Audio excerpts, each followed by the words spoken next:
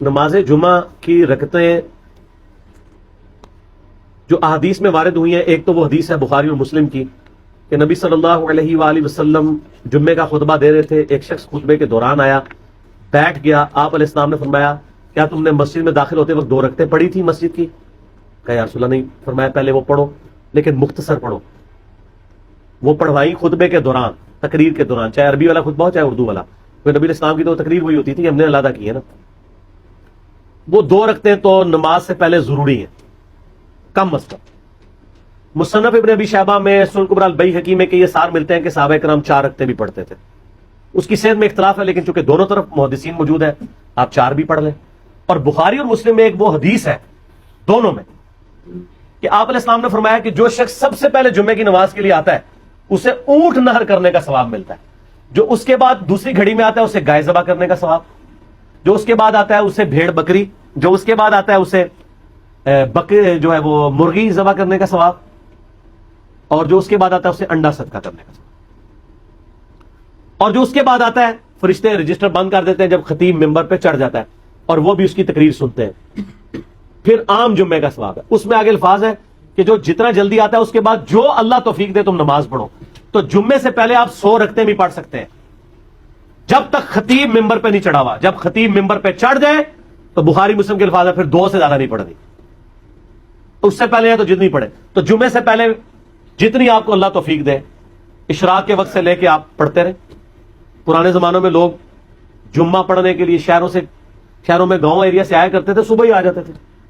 اب تو خیر ہمارے گاؤں بھی شہر بن چکے ہیں چونکہ قصبے ہیں، اس لیے وہاں پہ جمعے ہوتے ہیں، لیکن فقہ حنفی کے مطابق ان گاؤں میں ابھی بھی جمعے نہیں ہو رہے۔ انہوں نے مجبوراً شروع کروایا کیونکہ جب اہل حدیثوں نے جمعے شروع کرائے تو لوگ اہل حدیثوں کی مسجدوں میں جانا شروع ہوئے۔ انہوں نے کہا ہمارا تو ٹھیے ہی پھر خالی ہو جائے گا، انہوں نے زبردستی جمعے شروع کروا دیے، ورنہ حنفی جمعے پڑھنے کے لیے شہروں میں آتے تھے۔ آج حنفی جو جمعے پڑھ رہے ہیں فقہ حنفی کے حساب سے ان کے جمعے کوئی نہیں ہو رہے، ان کو زور ہی پڑھنی چاہیے وہاں پہ۔ ہاں قرآن و حدیث کے مطابق ہو رہا ہے۔ صحیح بخاری میں امام بخاری نے رد کیا کہ نبی علیہ السلام کے مبارک زمانے میں بھی گاؤں کے اندر جمعہ الاؤ تھا، یہ پریفریبل ہے کہ آپ آئیں۔ ہمارے تو آج کل گاؤں قصبے بن چکے ہیں کیونکہ کاروبار زندگی ہے وہاں پہ۔ اور جمعے کے بعد صحیح مسلم میں حدیث ہے کہ جو جمعے کے بعد نماز پڑھے اسے چاہیے 4 رکعتیں پڑھے، چاہے 2 کر کے پڑھ لے چاہے ایک سلام سے، چاروں کٹھی، دونوں طرح ثابت ہے۔